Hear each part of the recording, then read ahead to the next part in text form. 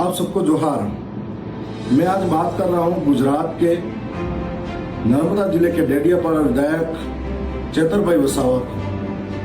चेतरभाई वसावा लगातार गुजरात के शोषित, पीड़ित, वंचितों की आवाज बनकर निरंतर उनके बीच में चल रहे हैं। एक लंबा संघर्ष जो सत्ता के खिलाफ कर रहे थे, उसी को देखते हुए उनके साथ में एक बड़ा षड्यंत्र हुआ। उनके परिवार सहित 7 लोगों को 7 साल की जिला सेशन न्यायालय ने सजा सुनाई। ये सजा ऐसा लगता है कि उनकी आवाज को दबाने के लिए, उनको डराने के लिए किया गया है। और साथ साथ में जिस प्रकार से लोकतांत्रिक मूल्यों का हनन हुआ है, यहाँ पर लोकतंत्र के अंदर कोई यदि शोषित, पीड़ित, वंचित की आवाज बनकर आगे आता है तो उसे दबाने के अलग अलग तरीके होते हैं।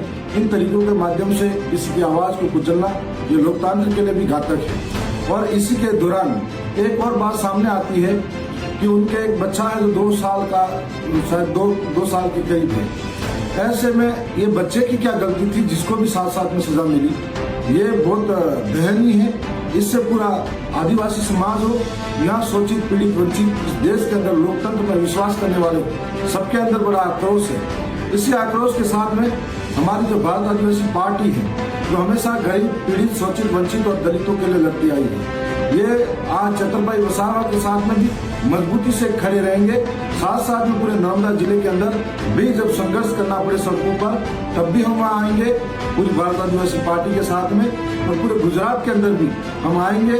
और जब तक ये भी कहना चाहूँगा कि माननीय हाईकोर्ट द्वारा इस पर अंतिम फैसला नहीं आता है, हम आदिवासियों को भी अनुशासित तरीके से रहना है और किसी तरीके के लोग भड़कलाने के भी काम करेंगे। लोकतंत्र के अंदर लगातार देखने को मिल रहा है कि जिस प्रकार से केंद्र की सरकारें हो या राज्य की सरकारें, डबल इंजन की सरकारें रही हो, ये जो लोकतंत्र के अंदर गरीबों, शोषित, पीड़ित, वंचितों की जब कोई बात करता है, जब न्याय की बात करता है, जब कोई अधिकार की बात करता है, तो उनके दबाने के अलग अलग प्रयास किए जा रहे हैं। किसी को खरीद कर उनके अंदर शामिल किया जा रहा है, तो किसी के अंदर झूठे मुकदमे दर्ज किए जा रहे हैं और किसी को जेलों में डाला जा रहा है, तो किसी को उनके साथ शामिल होने पर भ्रष्टाचार से मुक्त किया जा रहा है। ये आखिर हो क्या रहा है, इसे पूरा देश देख रहा है। और अगर पूरे देश के अंदर एक नई क्रांति पनपेगी, जो समय रहते इस तरीके की जो घटनाएं हो रही है उस पर संज्ञान लिया जाए। मैं पुनः हमारे पूरी भारत आदिवासी पार्टी और हम सभी लोग चेतरभाई वसावा के साथ में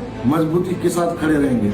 मैं ये भी कहना चाहूंगा कि जेल की सलाखें किसी विचारों को कैद नहीं कर सकती। आदिवासियों, दलितों, पीड़ितों, शोषितों और वंचितों की आवाज को दबाने के षड्यंत्र को लोकतांत्रिक तरीके से जवाब दिया जाएगा।